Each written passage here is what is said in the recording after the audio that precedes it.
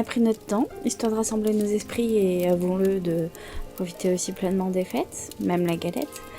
Mais voici nos tops et flops de 2023. On va dire que c'est comme la bonne année, hein. On a jusqu'à la fin du mois pour le faire. D'ailleurs c'est marrant parce que cette année, en tout cas en 2023, j'ai eu l'impression que c'était très très très long cette année ciné.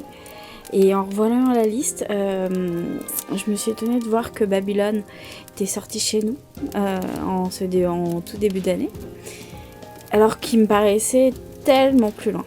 Est-ce qu'il balance certaines grosses prods plus que d'autres vers le début d'année pour faire partie de la fournée des prix, genre les Golden Globes ou les Oscars? Bon.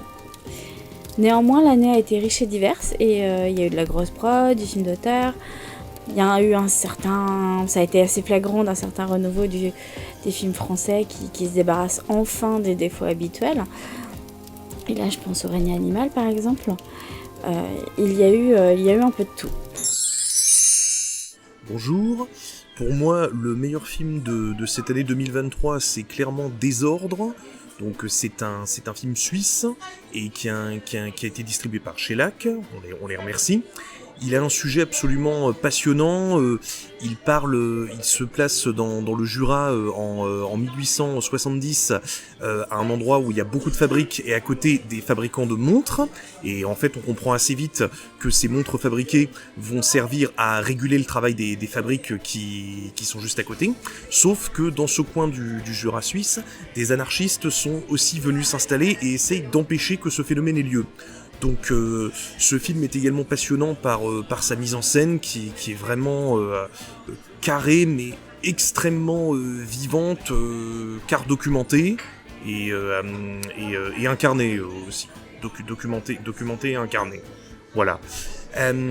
C'est le genre de film où chaque plan raconte quelque chose. Par exemple, il y a on voit à quel point cela prenait du temps à l'époque de prendre une photo.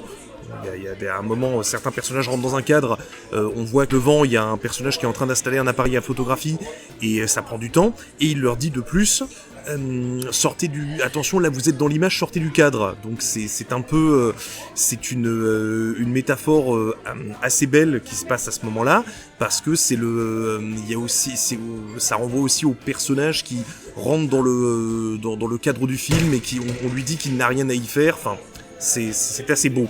Avec en prime, en petit bonus, un dernier plan qui évoque beaucoup les films de Daniel Huillet et Jean-Marie Straub, qui sont un duo de cinéastes qui ont commencé leur film dans les années 60 et qui ont continué très très très longtemps. Jean-Marie Straub est mort fin 2022, et vraiment des tenants de l'anti-cinéma. C'est par exemple, leur film Ouvrier paysan de 2001, une personne à qui je vous l'avais montré m'avait dit: ah ouais, c'est intéressant comme geste cinématographique, mais c'est un film qui n'est pas fait pour être regardé en fait.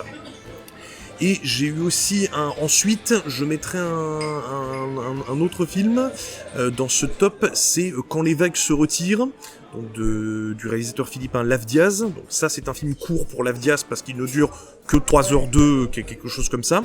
Et alors lui raconte l'histoire de deux flics déchus dans des quartiers assez pauvres des Philippines actuelles, et deux flics qui, à leur manière, pètent plus ou moins les plombs chacun de leur côté et finissent par s'affronter. Alors c'est très différent de Désordre parce que là l'image est en noir et blanc et surtout ultra granuleuse, parfois pas très nette, tout ça. Et c'est donc le film, la forme du film est beaucoup plus heurtée, et mais elle est en fait le côté exigeant du film n'est pas rebutant. Au bout d'un moment, on sent toute la vie qui palpite derrière ces images, et on s'attache à ces deux personnages. Leur parcours culmine en une superbe scène de face à face à la fin. Juste avant peu de temps avant que le film s'arrête, l'un d'eux crie « Je hais les Philippines !» C'est assez... on a l'impression que le réalisateur s'exprime, c'est assez beau. Ce film-là est vraiment un beau morceau de viande, très beau à observer dans ses palpitations. Hello, sans plus attendre, donc, mon petit top bilan 2023. Une année qui a été globalement très riche. Franchement, on a eu beaucoup de bonnes surprises, et pas des moindres. Et même si je dois dégager 4-5 films qui sont vraiment en haut du panier, je tenais à certifier qu'il y a eu vraiment plein de petites surprises. Par exemple, La Montagne, film français La Montagne, très très bien, en plein feu, Suzume. Une excellente surprise avec Donjons et Dragons qui n'était pas du tout prévu au programme vu la déception qu'avait été la première version dans les années 2000 avec Jeremy Irons. Et là, nous pouvons citer aussi Marcel et le petit coquin avec ses chaussures, Asteroid City, le dernier Pixar élémentaire, enfin voilà, Oppenheimer, tout ça, etc. Voire même des bizarreries comme les avantages de voyager en train, la film d'animation de Slam Dunk, voilà. Mais si je devais en retenir 4-5, ce qui est vraiment dans le haut du panier, du coup je citerai Tar, ainsi que Babylone, Boys Afraid, Dalva et Mars Express. Donc concernant Babylone, tout le monde en a parlé dans ses tops, Tar aussi, donc je vais pas trop en parler. De toute façon, la performance de Cate Blanchett reste incroyable. Quant à Babylone, on citera Brad Pitt, Margot Robbie, toutes les performances et puis toute la fresque que c'est un film qui est un hommage au cinéma. Mais du coup, je tenais à souligner un film comme Boys Afraid qui a beaucoup divisé et qui pour moi vaut vraiment le coup d'être vu. C'est ce que j'ai fait dernièrement, en début d'année. Je me suis revu le dernier film de Ari Aster, Boys Afraid, pour m'apercevoir que c'est un film extrêmement riche, une fois de plus, et que ce deuxième visionnage lui profitait vraiment pas mal. Alors dans les autres bonnes surprises de ce top, donc je cite aussi Dalva et Mars Express, deux créations françaises. Dalva, un film avec des acteurs, voilà, des vrais acteurs, film live, qui est un film de Manuel Nico, porté par une actrice, Zelda Thompson, qui est incroyable. Elle porte le film sur les épaules, avec un sujet fort, dont je ne dirai aucun mot, je vous laisse la surprise. Et Mars Express, film d'animation de Jérémy Perrin, qui était sorti en fin d'année et qui est une belle surprise, animation avec un sujet de science-fiction, qui parle de robotique, d'intelligence artificielle, mais aussi de l'âme humaine ainsi que l'âme des robots. Le tout sur Mars, donc du coup vous l'aurez compris, et c'est vraiment très bien et très recommandé. Voilà pour mon gros top, mon gros bilan avec plein de bonnes surprises et c'est un film qui se dégage. Pour ma part, j'avais également Babylone dans mes tops. D'habitude, je suis pas spécialement fan de Damien Chazelle. J'ai trouvé que Babylone était vraiment très dense, ce qui rendait le film assez prenant. C'est un film en fait où le cinéma se regarde lui-même. C'est le cinéma qui aime se regarder le nombril. Cependant, le faire à travers 3 personnages le rend finalement assez curieux en fait et prend le spectateur, l'emmène, le happe en fait pour suivre ce qui va se passer. Donc parce qu'en fait on y observe via ces 3 personnages l'évolution du cinéma de cette époque. Alors d'abord via le personnage de Brad Pitt, où finalement à l'image du personnage de Cate Blanchett dans Tar, se trouve déphasé par rapport à l'époque en cours. Et puis par le personnage de Margot Robbie, qui est l'objet, entre guillemets, qui va happer le spectateur pour nous faire vivre l'évolution du cinéma. Puisque en fait, elle arrive comme un choc en fait, à l'écran, je trouve. Donc, et en fait, souvent, quand on veut parler du cinéma au grand public, on vend l'image du rêve d'un côté, et une image aussi avec des gens qui vivent des situations complètement dramatiques. Ici, on démarre d'une époque complètement folle et insouciante, où faire un film est facile et fascinant, et on voit comment le milieu va basculer vers plus de contraintes nécessaires pour se développer. Il y a cette scène en fait qui parlera à tous ceux qui ont déjà assisté à un tournage, et dans cette scène, on y voit toutes les contraintes liées à la prise de son pour une scène. Et puis il y a aussi le personnage de Diego Calva, qui est un peu en parallèle du personnage de Margot Robbie, mais si elle incarne une trajectoire en pleine lumière, à l'image de Brad Pitt, du personnage de Brad Pitt, lui, il incarne celle des hommes de l'ombre. Et c'est marrant parce que c'est le moins connu des 3 acteurs principaux. Mais en fait, il est tout aussi charismatique que les deux autres en fait. Il arrive parfaitement à tenir la comparaison. Et on a même au point que, alors, son jeu et de son personnage, par moments on a même l'impression que c'est le personnage de Margot Robbie et le personnage de Brad Pitt qui sont là en soutien à son personnage. Donc en fait, bon voilà, bref, l'univers du film est bien posé, les personnages vraiment bien définis avec des acteurs investis, et Margot Robbie est lumineuse, quoi. J'avais aussi Boys Afraid. Alors je suis assez cliente de cet univers un peu surréaliste et qui part en profondeur pour illustrer la psyché d'un personnage. Donc rien que la scène du début, avec le personnage qui doit traverser la rue, ce n'est pas juste le personnage qui traverse la rue, il y a tout ce qui se passe derrière. Et ça va être révélateur finalement de tout ce qui va se passer dans le film en fait. Le film il est fait par tableaux que l'on parcourt l'un après l'autre avec une certaine fascination. On ne sait pas trop où on va, mais on se laisse porter vers l'inconnu. Et par moments, ce qui se passe à l'écran et ce qui se passe à l'intérieur du personnage. Donc au début justement, voilà, le personnage se met à courir pour traverser la rue. Et finalement, c'est un peu comme si il s'était jamais arrêté. C'est-à-dire tout le film, c'est une course pour chercher quelque chose dans la tête de Beau. Beau qui est interprété par Joaquin Phoenix. Et en fait, la réalisation peut être parfois déroutante, mais elle tient bon. Et Joaquin Phoenix ne faiblit jamais. Petite surprise aussi, il y a Denis Ménochet en fait dans le rôle assez bestial de Giles. De Jeeves, je sais pas comment le présenter, Jeeves. Et en fait, c'est vrai que c'est surprenant d'un coup, en fait. Mais oui, c'est Denis Ménochet. J'avais aussi Killer of the Flower Moon de Scorsese.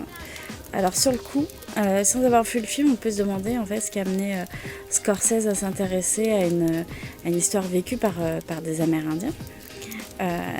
Et en fait, après avoir le film, ça devient mais tellement évident. En fait, c'est une histoire complètement folle, mais une histoire de truand avant tout. Et c'est une histoire vraie aussi, puisque le film est l'adaptation du bouquin de David Grann, qui retrace son enquête sur le meurtre des Indiens Osages dans les années 20. En gros, les Indiens Osages, en fait, ils avaient les droits sur une terre qui leur apportait beaucoup d'argent. Et les hommes blancs en fait, de la région gravitaient donc autour de ce peuple pour essayer de sucer le moindre dollar qu'ils pourraient récupérer. L'un d'entre eux, en fait, l'un de ces hommes blancs, a quand même bien réussi, a bien prospéré, à vivre parmi cette communauté et avec cette communauté.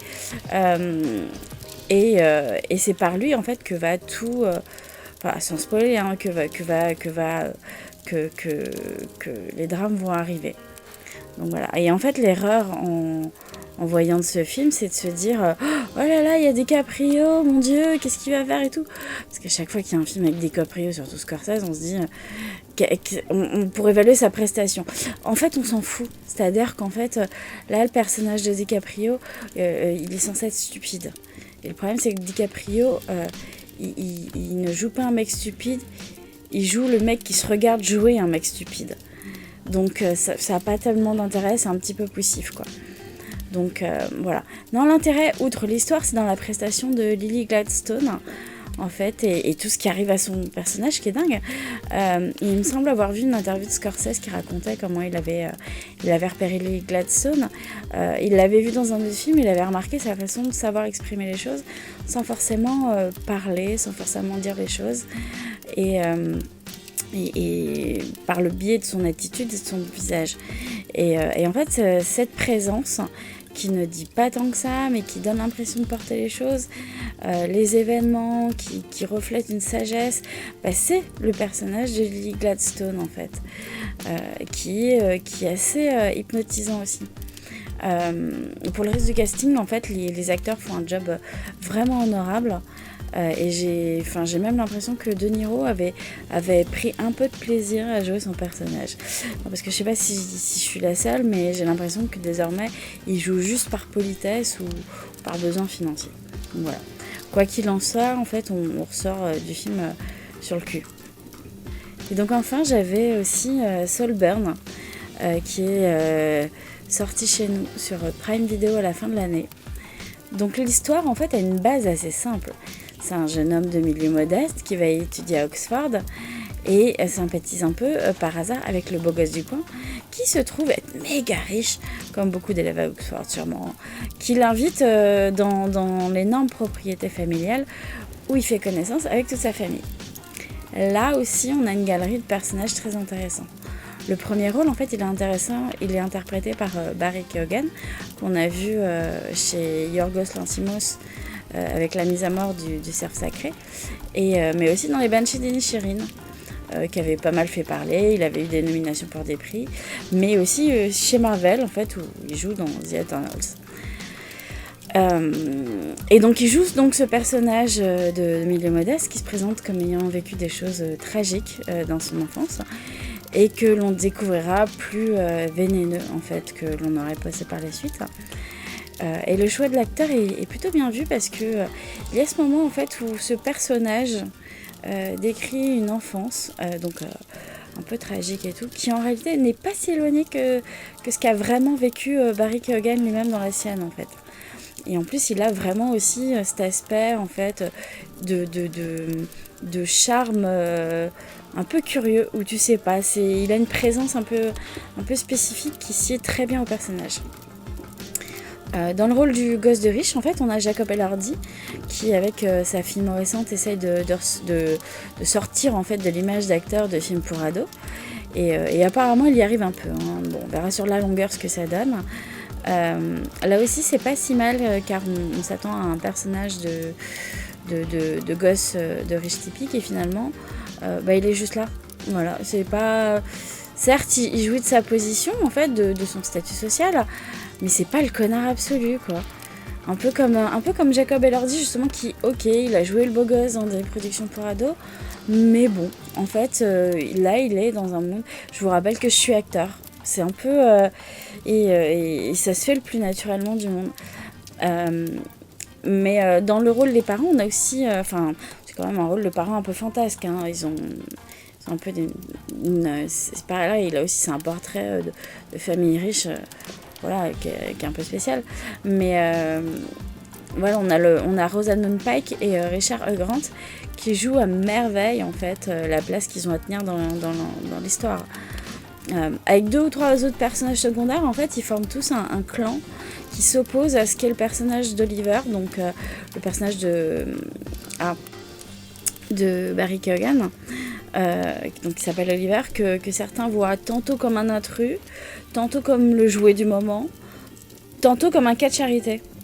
Et en fait, ça fait que 2 films en fait que je vois d'Emerald Fennell au passage. C'est elle qui jouait la Barbie enceinte dans Barbie. Mais je suis assez cliente en fait également de ce qu'elle fait. C'est-à-dire que si Promising Young Woman n'a pas l'air d'avoir grand-chose à voir avec Saltburn dans la thématique, on y trouve un certain aspect de la revanche émanant de chacun des personnages principaux et une réalisation plutôt similaire. En fait, ça pourrait être le volet. Elle pourrait faire un triptyque revanche en fait, qui là on entendra le prochain épisode. Ça serait un peu ça quoi. Et donc ils ont une réalisation similaire. Et on sent que des fois elle se dit tiens, je kiffe bien de faire ce plan comme ci, comme ça en fait. On voit que elle reste dans une réalisation classique, mais qu'elle prend du plaisir à filmer. Sans forcément vouloir se la jouer, forcément faire de la démonstration absolue. Et du coup, ça donne des plans en fait qui deviennent intéressants justement par moments. C'est-à-dire que parce qu'elle veut pas se la jouer, et que du coup, ça fait ressortir ces plans-là. Donc voilà. Et donc en fait, sur le coup, c'est vrai qu'on pourrait se dire un personnage qui se présente pas comme il est, mais qui prépare quelque chose, une opposition riche-pauvre. Bref, du déjà vu. Ouais, mais pas comme ça. En fait, justement, les enchaînements d'événements et une écriture assez moderne, finalement, en font un objet assez rafraîchissant. Donc, voilà. Alors, pour les flops de cette année 2023, moi, j'ai 3 prix à remettre à la fin de cette année. Déjà, mauvais film de l'année 2023, ça va donc à L'Exorciste du Vatican. Voilà, donc c'est un film qui réussit alors, en fait, il s'annonçait comme étant très très mauvais sur le plan de sa forme. Mais sur le plan de son fond, c'est là qu'il fait très fort, c'est qu'il réussit l'exploit d'être 2 fois plus puant idéologiquement que Vaincre ou Mourir, le film produit par le Puy du Fou, là, mais avec des moyens pour les salles de cinéma, entre guillemets, quoi, au-dessus des films qu'ils ont l'air de faire d'habitude. Alors, donc, L'Exorciste du Vatican, c'est avec Russell Crowe dans la peau du père Gabriel Amorth, qui s'appelait Gabriele au départ, qui a traité apparemment des faits de possession démoniaque ou supposée pour le Vatican. Ce que le film montre, c'est que pas mal de ces cas qu'il traitait étaient mis à part et plutôt redirigés vers de la psychiatrie, car qualifiés de non-possession, tout ça, etc. Bon, alors dans le film, il est censé être confronté à un cas de démon libéré dans une abbaye qui possède un garçon, enfin, voilà. Sur le plan de la forme, oui, c'est vraiment pas terrible. En fait, au-delà des effets spéciaux pas géniaux, ce qui est le plus décevant, c'est que vu comment la mise en place se fait, je sais pas, vers la 15e minute, on voit une famille, mère, fille ado, et puis fils, qui débarque dans une vieille abbaye pour la restaurer, et c'est avec le père qui est mort, tout ça. Enfin, c'est très mise en place de films d'exorcisme ultra typiques. Alors voilà, on se dit, on décèle très vite ce que va être la suite. Et non, en fait, là où le film part en vrille, c'est que quand Russell Crowe et son adjoint, parce que ça se passe en Espagne, le prêtre qui l'accompagne, espagnol, explore le fond de l'abbaye. En fait, à un moment, ils descendent tout au fond et ils se retrouvent face à une espèce de sanctuaire et disent oh mon Dieu, c'est un endroit qui était fait pour contenir un démon. Il a été libéré il y a très très très longtemps, dans les siècles anciens. Vu tous ces signes, on peut expliquer que en fait, c'est lui son principe, c'est qu'il s'est infiltré parmi les hommes haut placés de la religion chrétienne, et c'est donc lui qui leur a inspiré la mise en place de l'Inquisition. Là, en tant que spectateur, on est devant le film, on fait c'est genre la religion chrétienne n'était pas coupable de l'Inquisition, c'était un démon en fait. Non mais ta gueule, voilà. Merci beaucoup Russell Crowe, voilà, c'est ce qu'on a envie de dire devant ce film. Enfin après c'est pas très marrant pour lui je pense, mais bon, je pense qu'il a des factures à payer. Ensuite, prix du film qui en 2023 m'a fait sortir de la salle, il y en a eu un seul. Alors c'était La Main, le film fantastique australien.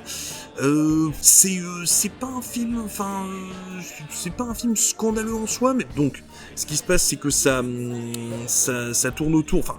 C'est un pur film de possession et de démons aussi. Là, la menace vient du fait que il y a des ados qui s'amusent quand ils sont seuls sans leurs parents à jouer avec un objet qui est censé permettre de communiquer avec des démons et des morts. C'est la main de quelqu'un qui pratiquait le spiritisme qui est momifiée en fait, qu'il faut saisir. Le truc, c'est qu'il faut pas la tenir trop longtemps, il y a un nombre de secondes limité, et en fait le truc c'est que si un démon, parce que quand tu tiens la main, le démon rentre en toi et parle à travers toi, si le démon se met à te maltraiter physiquement et que tu meurs quand le démon est en toi, en fait tu restes avec les démons, ils continuent à se torturer pour toujours, à te torturer pour toujours. Donc voilà, il y a un garçon qui va être victime de ça. J'ai trouvé que le film m'a rebuté parce que j'ai trouvé qu'il y avait très peu d'idées originales, et le film en rajoute pour essayer de pallier ça. Les scènes où le garçon qui est principalement possédé pendant le film se fait du mal physiquement, j'ai trouvé ça très complaisant la façon dont c'était montré pour pallier au manque d'idées. Enfin voilà, ça m'a un peu énervé, donc je suis sorti de la salle. Après, j'ai un 3e prix à remettre dans mes flops, dans ce que j'ai trouvé mauvais. Alors, c'est le prix du film le plus con de l'année. Ça va à L'Astronaute, qui est un film français. Alors, Bon, je salue quand même la tentative. C'est un gars qui s'appelle Nicolas Giraud, qui a déjà joué dans des films, tout ça, qui est acteur, qui parfois réalise aussi des films dans lesquels il joue. Là, c'est lui qui joue le rôle principal et qui réalise aussi. Je salue son idée, celle de vouloir faire un film sur un gars, bon, qui bosse dans l'astronomie, sur le plan technique, et qui ne peut pas aller dans l'espace, et qui veut construire sa fusée de son côté, et s'entraîner un peu pour pouvoir décoller, aller dans l'espace. C'est le rêve de pas mal de gens, etc.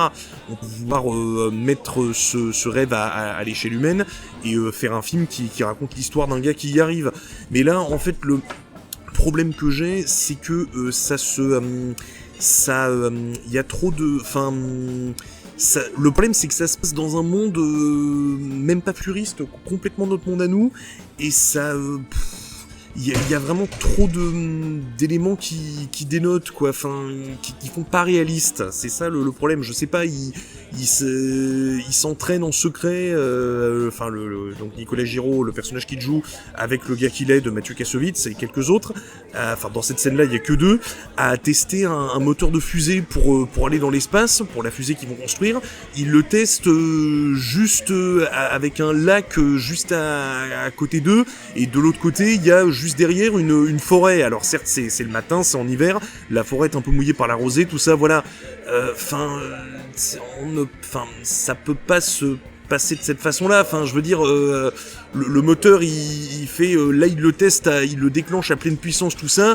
Je pense que après, je suis pas un expert en astronomie, mais je pense que l'eau du lac, elle vole, il y a des grandes ondes. Et puis c'est extrêmement dangereux. Si le moteur il s'échappe de son socle, en plus il a pas l'air très bien fixé dans le film, il peut mettre le feu à la forêt. Enfin, tout est un peu comme ça dans ce film. Alors ça m'a laissé un peu perplexe. Je voyais le synopsis, je me disais ça a l'air quand même assez con la manière dont c'est conduit.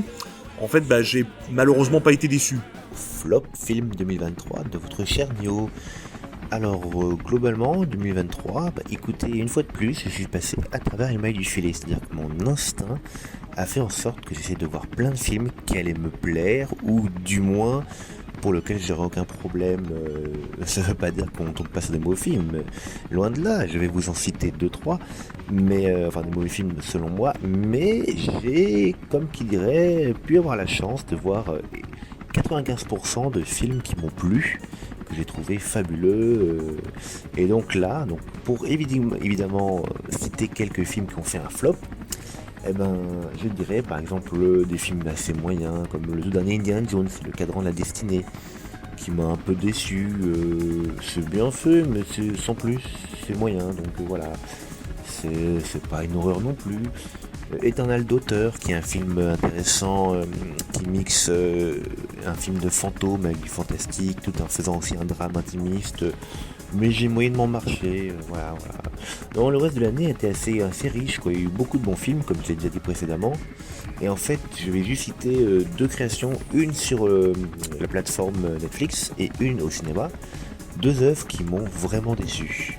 Alors la première, c'est par exemple au cinéma 38°5 Quai des Orfèvres, qui était un film qui m'a consterné dans sa volonté de vouloir faire de l'humour absurde et abstrait, mais l'humour, tout comme le drame, ça demande de l'écriture, ça part d'une idée pour arriver à un résultat, c'est du travail.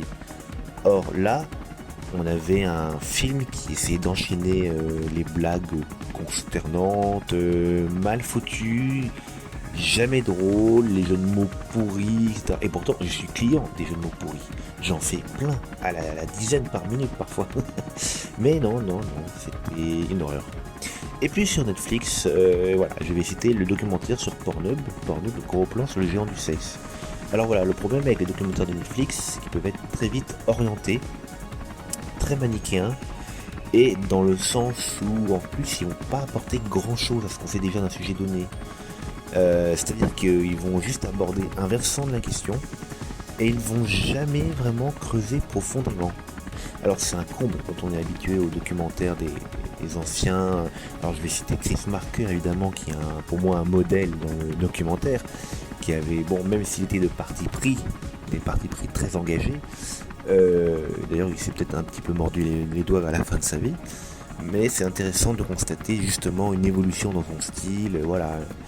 et quelqu'un qui n'hésitait pas donc du coup à poser des questions qui dérangent, c'est-à-dire de gratter sous le vernis. C'est pour moi ce que devrait être un documentaire.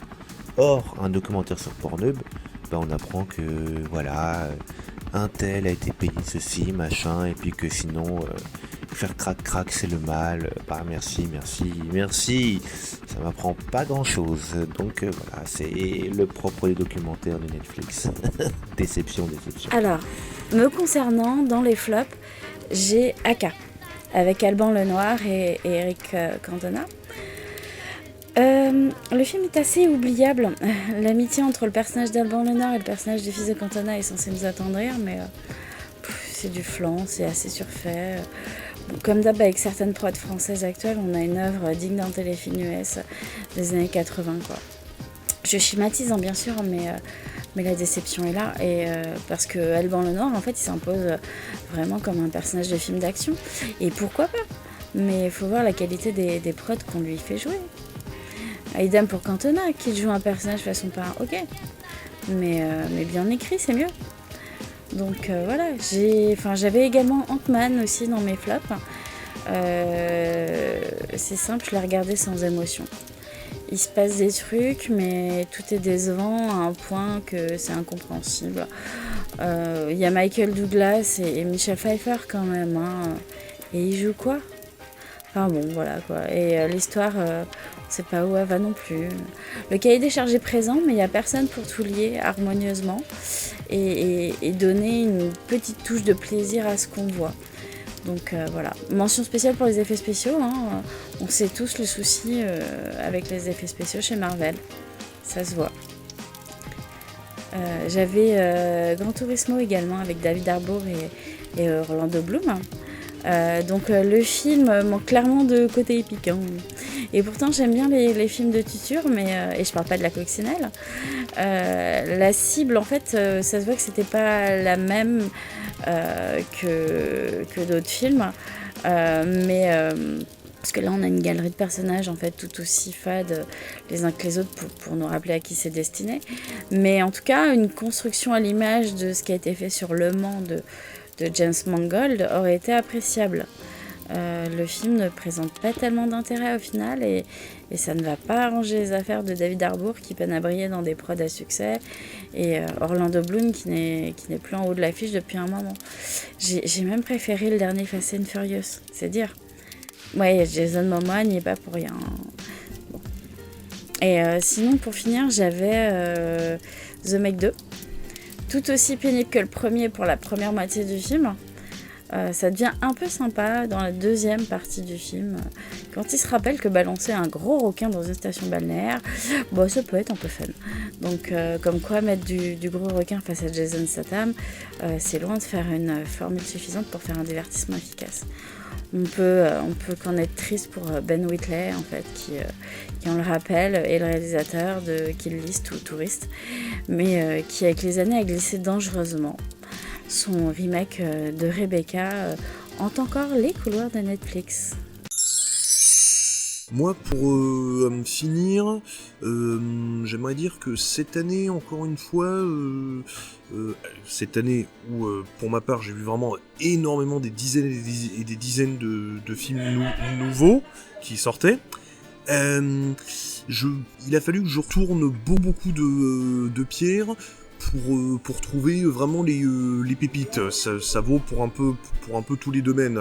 Genre pour par exemple pour mon meilleur film de l'année, son distributeur avait sorti aussi un peu avant, à la même période, d'autres films qui avaient l'air avant-gardistes et qui me tentaient parfois de par leur réalisateur et que je n'ai pas aimé du tout. Voilà, et c'est vraiment pas aimé, et c'est donc voilà, les cailloux à retourner pour trouver vraiment la pépite qui nous plaît. Et ça vaut aussi pour les mauvais films, parfois il y en a eu, je me disais oh là là ça a l'air collector vu le synopsis ou le projet. En fait c'était ni un navet ni un nanar, voilà, ni une série Z. Non, les séries Z c'est bien. Mais c'est les nanars aussi par certains côtés, mais bon voilà, en fait voilà, pour trouver le navet le vrai il a fallu chercher, et en fait c'est une année comme un peu comme 2022, comme pas mal d'autres années quoi, c'est un peu le même sentiment que j'ai eu à ce niveau là. Après, donc, au final, je voudrais mettre une petite lumière sur un dernier film. C'est le film à qui je donne mon prix de l'année 2023. Film un poil inabouti, mais vraiment très très intéressant et marquant. Donc c'est N'attendez pas trop de la fin du monde, qui est réalisé par Radu Jude. Et qui était en compétition au festival de Locarno 2023, etc. Donc c'est un film qui est très avant-gardiste, il dure 2h40, il est pour une grande partie en noir et blanc, et en fait, l'action principale, c'est l'itinéraire d'une fille qui se balade en voiture dans Bucarest et qui fait sa journée un peu normale. Et en fait, elle est dans l'agence où elle travaille. Elle est en cours de, enfin. Elle travaille actuellement sur... elle aide les employés à préparer le tournage d'une pub qui, il me semble, va peut-être parler de la prévention, de la pauvreté, je ne sais plus, et pour qui des gens pauvres sont... pour lesquels on fait venir des gens pauvres d'une... Est-ce que c'est une région de Roumanie ou d'un autre pays juste à côté, je sais plus exactement. Mais bon, et en fait, pendant la plus grande partie du film, on voit son itinéraire dans la ville qui est filmée en noir et blanc, et on a donc un panorama sur la société roumaine actuelle et ce qui va ou ce qui ne va pas dedans. Et à la fin, il y a la longue scène de tournage de la pub, une scène un peu belle, un peu longue, tout ça. Et alors, ce qui se passe, c'est que ce volet ce volet tournage de la pub est un peu, qui parle de pauvreté, mais bon, qui est traité sous un angle un peu acide. C'est un poil attendu, mais le film réserve d'autres pépites en fait, parce que il s'emploie à faire d'autres choses. Au niveau de son programme. En fait, ces images de l'héroïne qui fait tout un itinéraire dans Bucarest sont entrecoupées avec le réalisateur a inséré des images d'un vieux film roumain d'une autre époque, donc où la Roumanie n'était pas du tout pareil politiquement, avec une fille qui qui elle aussi fait sa journée en voiture, mais donc à une autre époque. Donc ça donne le film, ça donne au film une dialectique vraiment très très intéressante. Il y a une dialectique à l'œuvre, à l'écran, et l'héroïne nous fait aussi des plans qui cette fois sont en couleur et avec un portable à la verticale, parce qu'en fait elle a un smartphone, parce qu'en fait elle a un compte TikTok dans lequel elle se met en scène sous la forme elle se transforme en gars, elle s'attache les cheveux derrière la tête, elle se met un filtre qui lui met une barbe, et elle incarne un masculiniste dégueulasse, et qui dit des choses atroces, racistes, sexistes, antiféministes, tout ça, etc. Donc ça, pour le coup, ces séquences acides sont vraiment très très bien. Et cerise sur le gâteau, il y a même une petite scène dans un moment où elle va voir un réalisateur de derrière les fagots qui est en tournage actuellement à ce moment-là en Roumanie, et c'est Uwe Boll. Mais ça ne vous empêche pas d'aussi voir d'autres bons films, comme The Creator, Oppenheimer, Le Garçon et le Héron, évidemment, le dernier Miyazaki qui est excellent, Le Règne Animal, qui a bien mérité d'être nominé et d'avoir des récompenses. Et puis, sur les plateformes, on citera aussi Nimona ou The Killer. Voilà, le tout dernier Fincher qui est aussi pas mal divisé. Pour moi, c'était une excellente surprise. Il n'atteint pas le haut du panier, tout comme Babylone, Beau is Afraid, d'Alva ou Mars Express. Mais c'est vraiment, à mon sens, un film qui mérite d'être vu. Ne serait-ce que par sa mise en scène, voilà, qui prouve que Fincher n'a pas battu la main. Perso, j'ai trouvé que l'année fourmillait de films intéressants. Petite lumière cependant sur le consentement, car le sujet peut pas laisser indifférent. Personnellement, j'en suis ressortie complètement retournée. Voilà, et puis big up à Jean-Paul Rouve. Petite lumière aussi sur Paint avec Owen Wilson qui joue un personnage inspiré de Bob Ross, plutôt bien foutu et plaisant à regarder. Je suis pas la plus grande fan d'Owen Wilson, mais là il en fait pas trop pour ce rôle en fait.